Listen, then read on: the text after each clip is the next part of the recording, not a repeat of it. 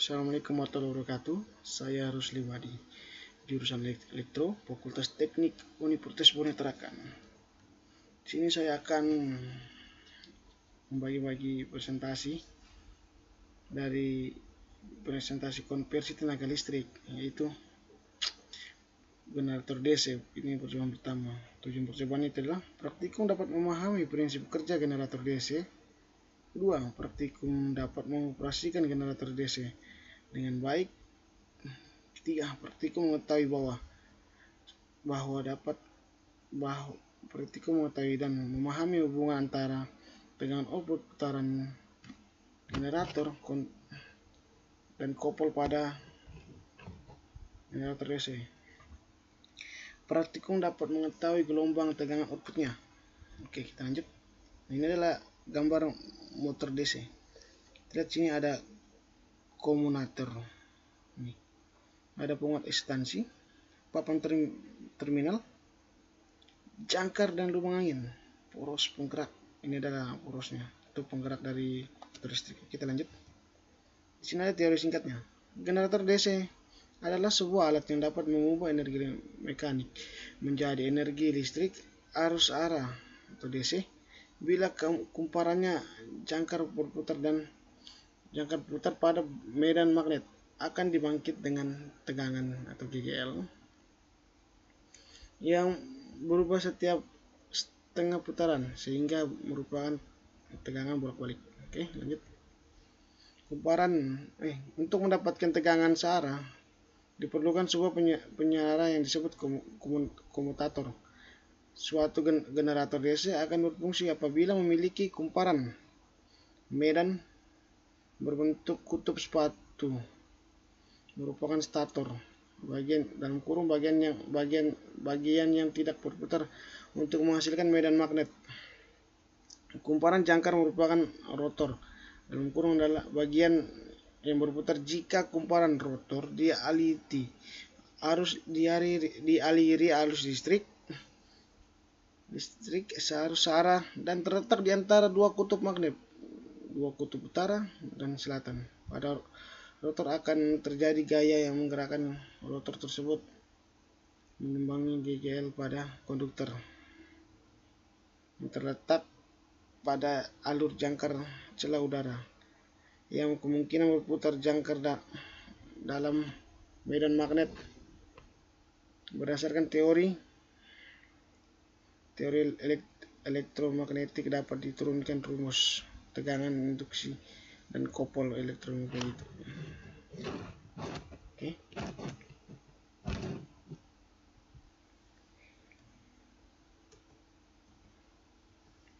Ini adalah generator berpenguatan bebas. Kita lihat sendiri ya gambarnya.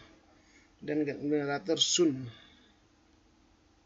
Generator berpenguatan bebas. Susun rangkaian atur tegangan medan magnet FP pada posisi 200 volt. Hidupkan DC power supply. Naikkan putaran motor secara perlahan hingga motor penggerak berputar menuju 500 rpm sampai 1000 rpm, 1500 rpm dan 2000 rpm. Catatan putaran motor, arus jangkar dan tegangan output atau VT yang pada setiap kenaikannya. Ulangi percobaan di atas dengan menggunakan lampu sebagai beban.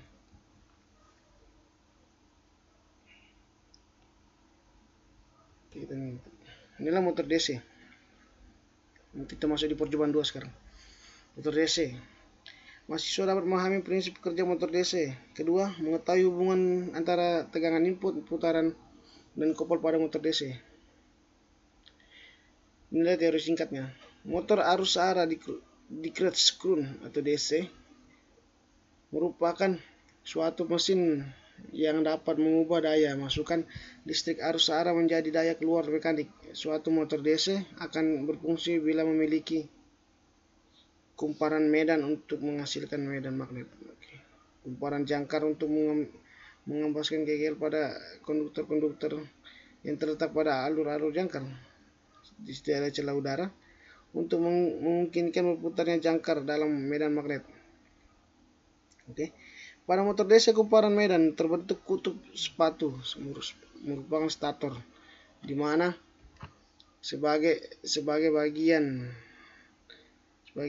pada motor DC sebagai bagian yang tidak berputar, dan kumparan jangkar merupakan rotor di mana sebagai gantinya yang berputar, sebagiannya berputar.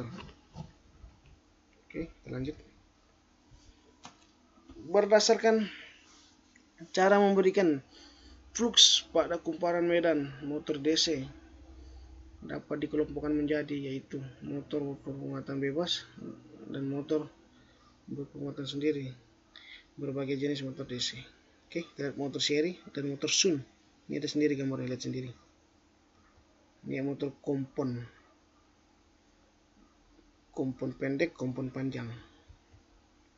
Motor berpenguatan bebas, tegangan searah yang dipasangkan pada kumparan medan yang mempunyai tahanan RV akan menghasilkan arus IF dan menimbulkan flux pada kedua kutub jika kumparan jangkar atau rotor dihubungkan dengan sumber tegangan DC dan RA adalah tahanan dalam jangkar, maka hubungan yang didapat. Oke, kita lihat sini gambarnya. Motor berpenguatan sendiri. Pada motor DC berpenguatan sendiri ini menggunakan sumber tegangan hanya satu bila dilihat dari masing-masing gambar jenis motor DC di atas menunjukkan bahwa motor DC tersebut merupakan berpenguatan sendiri. Untuk motor seri berlaku hubungan ini. Motor penguatan bebas, motor Sun, motor seri. Tidak dari tadi itu 3 motor. Transformator tujuan ada pun ini kita lihat ya. Kita masuk di percobaan ketiga adalah transformator. Adapun tujuan dari percobaan ini adalah perhatikan dapat memahami prinsip kerja transformator. Ketiga, praktikan dapat memahami karakteristik transformator. Dapat memahami karakteristik transformator, dapat mengetahui dan memahami hubungan antara jumlah lilitan, dapat menerangkan tentang efisiennya transformator. Oke. Nah, teori dasarnya. Transformator adalah alat yang digunakan untuk menaikkan dan menurunkan tegangan bolak-balik atau yang sering kita bilang trafo. Transformator terdiri dari 3 komponen pokok, yaitu kumparan pertama primer yang bertindak sebagai input, kumparan kedua sekunder yang bertindak sebagai output, dan intinya besi yang berfungsi untuk memperkuat medan magnet yang dihasilkan. Transformator bekerja berdasarkan prinsip induksi elektromagnetik. Tegangan masukan bolak-balik yang membentangi primer menimbulkan flux magnet yang ideal semua bersambung dengan lilitan sekunder atau flux bolak-balik yang menginduksi gaya gerak listrik yang dalam kurungnya ada GGL. Dalam lilitan sekunder, jika efisien sempurna, semua daya pada lilitan primer akan dilimpahkan ke lilitan sekunder. Oke, prinsip kerja dari sebuah transformator adalah ketika kumparan primer dihubungkan dengan sumber tegangan bolak-balik, perubahan arus listrik pada kumparan primer menimbulkan medan magnet yang berubah. Medan magnetnya berupa memperkuatkan adanya inti besi dan dihantarkan inti besi ke kumparan sekunder, sehingga ujung-ujung kumparan sekunder akan timbul GGL induksi, yaitu gagal gerak. Oke. Nah, ini adalah kumparan primer. Medan magnetnya adalah ini kumparannya nih. Kumparan primernya. Ini medan magnetnya. Ini kumparan, ini yang ada warnanya ini kan kumparan primer. Nah, di yang warna biru ini kumparan sekundernya. Oke. Transformator digunakan pada peralatan listrik terutama yang memerlukan perubahan atau penyesuaian besar tegangan bolak-balik. Misalnya radio memerlukan tegangan 12 volt sedangkan listrik dari PLN 220 volt, maka diperlukan transformator untuk mengubah tegangan listrik bolak-balik 220 volt menjadi tegangan listrik bolak-balik 12 volt. Contoh alat listrik memerlukan transformator adalah TV, komputer, mesin fotokopi, gardu listrik, dan sebagainya. Rugi tembaga. Rugi tembaga terdiri dari rugi tahan murni yang disebabkan oleh arus beban yang mengalir pada boditan primer maupun sekunder pada transformator. Dengan semakin besar arus yang mengalir, maka kerugian tersebut akan semakin besar pula. Jika karena beban yang berubah, maka rugi tembaga juga tidak konstan, tergantung pada beban. Solusinya memakai resistansi yang lebih kecil dari solusi. Rugi pada inti besi terdiri dari rugi arus eddy. Rugi arus eddy adalah rugi yang disebabkan oleh arus besarnya inti besinya akibat arus induksi yang mengalir pada inti transformator. Rugi ini menjadi karena inti besi terlalu tebal sehingga perbedaan tegangan antara sisi, maka mengalir arus yang berputar di sisi tersebut. Cara mengatasinya adalah dengan melumasi inti besi sehingga tidak ada perbedaan tegangan dan tidak timbul arus karena jarak yang sangat tipis. Rugi histeresis adalah rugi yang disebabkan oleh adanya gesekan partikel pada inti transformator, perubahan flux magnet, atau rugi disebabkan flux bolak-balik pada inti besi. Oke, kita masuk di yang keempat, sel surya. Konversi energi matahari menjadi listrik berlangsung pada perangkat semikonduktor yang disebut sel surya. Sel surya adalah unit memberikan sejumlah tenaga listrik dan berbentuk tegangan arus.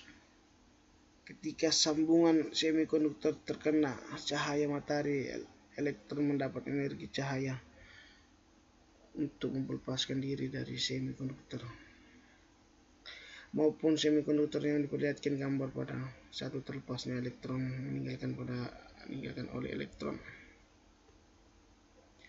Cahaya matahari yang panjang gelombang yang berbeda menyebabkan fotogenerasi terjadi pada bagian sambungan PN yang berbeda pula. Spektrum merah cahaya matahari yang memiliki panjang gelombang lebih panjang mampu menembus daerah deplesi hingga terseret semikonduktor yang menghasilkan proses fotogenerasi pada bagian tersebut. Spektrum biru dengan panjang gelombang yang jauh lebih pendek hanya terserap di daerah semikonduktor. Apabila kabel dihubungkan kedua ujung semikonduktor, maka elektron akan mengalir melalui kabel pada gambar 2. Kita lihat rangka konsentrator. Inilah pembangkit tenaga surya dua sisi dengan reflektor parabola.